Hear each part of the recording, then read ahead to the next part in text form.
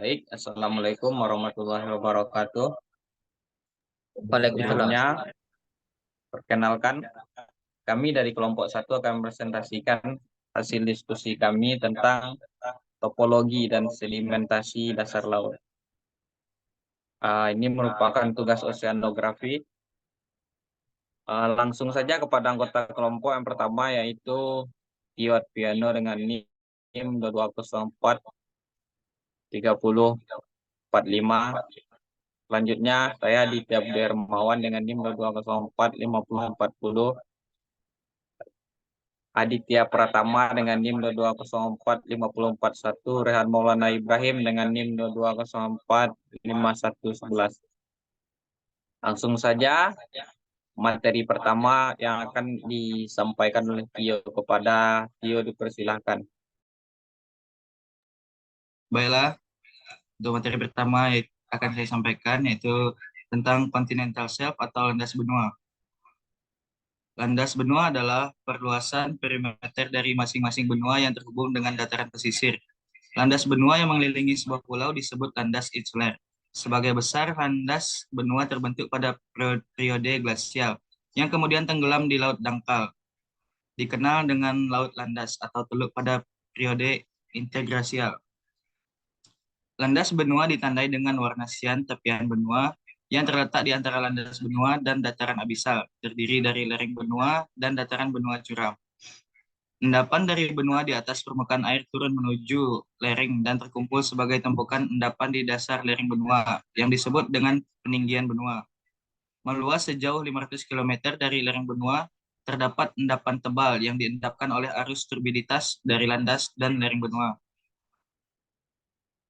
Menurut Konvensi Perserikatan Bangsa-Bangsa tentang Hukum Laut, landas benua diartikan sebagai bentang dasar laut yang berdekatan dengan pesisir milik negara tertentu tempat ia berada. Yang berikutnya, continental slope, yaitu lereng benua. Tak jauh dari garis pantai setiap benua dan daratan di bumi, terdapat tepian benua. Tepian benua adalah tepian kerak benua yang memanjang jauh ke dalam lautan sebelum berakhir di kerak samudra. Tepian benua terdiri dari ciri-ciri geografis bawah air berikut, mulai dari garis pantai. Ciri-ciri lereng kontinental, kemiringan benua tidak selalu merupakan transisi bertahap dari patahan landas kontinen dasar laut. Namun terkadang memiliki banyak fitur geologi seperti ngarai bawah laut, lembah curam berbentuk V, sering kali diukir dan dipotong menjadi lereng benua dan dapat meluas hingga ke landas kontinen ngarai bawah laut, memiliki dinding yang hampir vertikal dan dapat memanjang sepanjang lereng benua hingga mencapai dasar laut. Ngarai ini kemungkinan besar terpotong oleh arus kekeruhan yang membawa sedimen dengan konsentrasi padat yang terbawa ke laut melalui sungai. Beberapa ngarai ini sejajar langsung dengan muara sungai besar yang bermuara ke lautan. Selain itu, kemerosotan gravitasi sedimen dan material kemungkinan besar berkontribusi pada pembentukan ngarai. Baiklah, untuk materi berikutnya, yaitu trench atau palung laut. Palung samudra adalah cekungan curam di bagian terdalam lautan. Tempat gerak samudra tua dari salah satu lempeng tektonik terdorong ke bawah lempeng lain, sehingga menimbulkan gunung, menyebabkan gempa bumi, dan membentuk gunung berapi di dasar laut dan di darat. Dengan kedalaman melebihi 6.000 meter, hampir 20.000 kaki.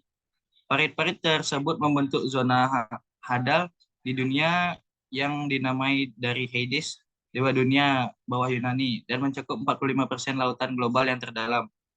Namun bagian terdalam dari sebuah parit hanya mewakili sekitar 1% atau kurang dari total luasnya.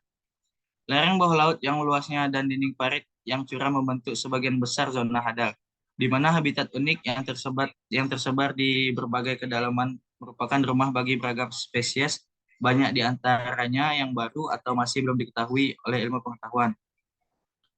Bagaimana parit ini terbentuk? Parit ini terbentuk melalui subduksi, suatu proses geofisika di mana dua atau lebih lempeng tektonik bumi bertemu dan lempeng yang lebih tua dan lebih padat terdorong ke bawah. Lempeng yang lebih ringan dan jauh ke dalam mantel, menyebabkan dasar laut dan gerak terluar atau litosfer membengkok dan membentuk depresi curam berbentuk V.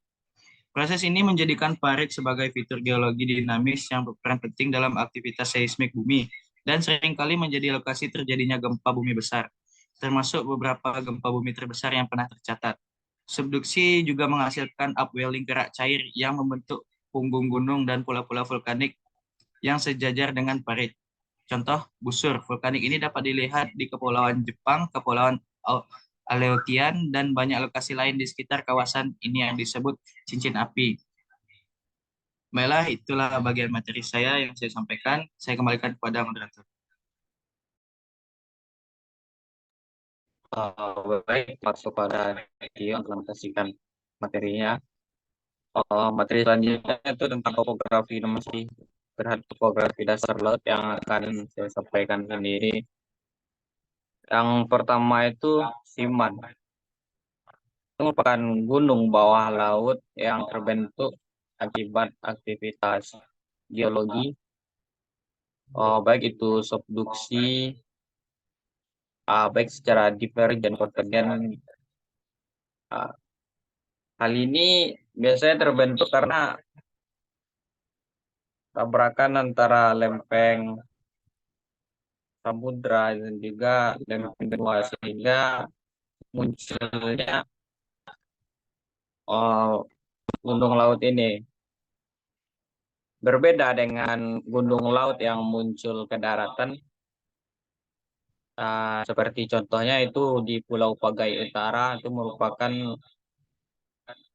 gunung laut yang muncul ke daratan yang terbentuk di outer arc.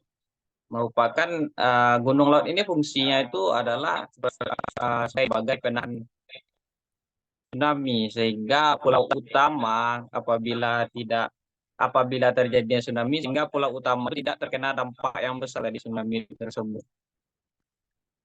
Selanjutnya itu Volcanic Island merupakan gunung api laut terbentuk akibat aktivitas geologi juga, tetapi aktivitas geologi itu dilalui oleh aliran vulkanik sehingga munculnya gunung gunung api laut ini. Gunung api bawah laut ini contohnya itu seperti Krakatau yang meletus dan juga banyak munculnya anak-anak Gunung Krakatau lainnya. Contoh lainnya itu seperti Hawaii di Amerika. Jadi gunung bawah laut ini bisa dijadikan sebagai objek wisata atau bisa juga dijadikan sebagai tempat tinggal seperti yang dilakukan di Hawaii. Tapi resiko terhadap bencana itu tinggi sehingga perlu mitigasi yang bagus atau jalur evakuasi yang bagus agar bisa untuk dilalui. Baik materi dari saya selanjutnya kepada Rehan Maulana Ibrahim. Oke, baik. Saya lanjutkan materi berikutnya mengenai abyssal plain. Abyssal plain itu adalah bentang alam laut yang luas dan juga datar, terletak di dasar samudra. Biasanya abyssal plain ini terletak pada kedalaman antara 3.000 hingga 6.000 meter. Kemudian ini merupakan fitur topografi di mana di dasar laut dan ini mencakup sebagian besar dari dasar samudra.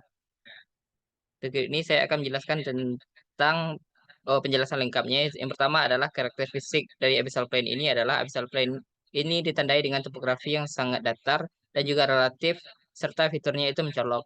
Kemudian permukaannya ini sering terdiri dari endapan sedimen yang sangat halus, terutama lumpur dan juga debu laut. Kemudian poin yang kedua adalah distribusi abyssal plain.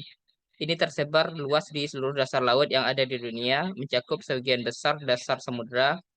Mereka ini dapat ditemukan di antara cekungan samudra. Kemudian poin yang berikutnya adalah berkaitan dengan pembentukan abyssal plain. Terbentuknya abyssal plain ini melalui proses sedimentasi yang berlangsung selama beberapa tahun. Endapan sedimen abyssal plain ini termasuk ke sungai-sungai es dan tertindas di aliran lumpur bawah air. Kemudian berikutnya adalah kandungan biologisnya. Meskipun abyssal plain ini umumnya dianggap sebagai lingkungan laut yang relatif kurang produktif, mereka masih menyediakan habitat yang cukup untuk kehidupan laut termasuk bagian mikroorganisme. Kemudian berkaitan dengan eksplorasi sumber daya dari abyssal plain ini, meskipun abyssal plain ini secara umum kurang dieksplorasi dibandingkan dengan zona-zona yang lainnya, akan tetapi permukaan laut dan potensi eksplorasinya ini semakin menarik untuk menjadi sebuah perhatian. Sekian materi tentang abyssal plain yang dapat saya jelaskan. Saya kembalikan kepada moderator.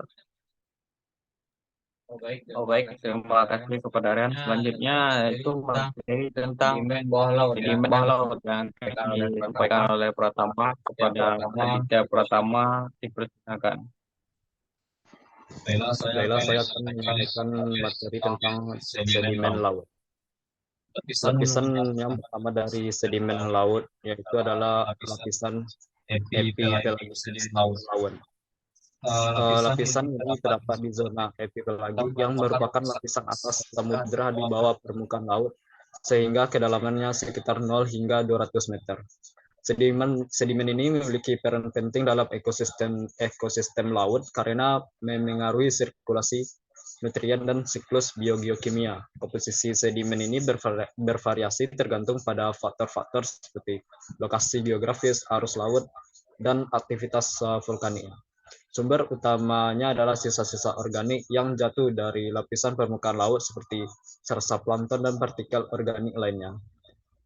Lapisan yang di bawahnya itu adalah lapisan mesopelagik, adalah lapisan yang ditemukan di lapisan samudera yang disebut lapisan mesopelagik yang terletak di antara lapisan permukaan laut dari dasar laut.